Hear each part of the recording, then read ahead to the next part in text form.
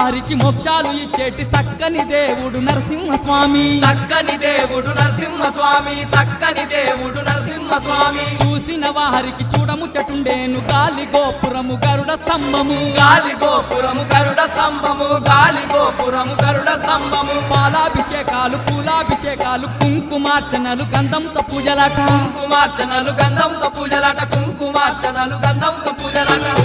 ఓ కొడుకులారా నరసింహస్వామిని చూద్దాము పారా నరసింహ బ్రహ్మోత్సవ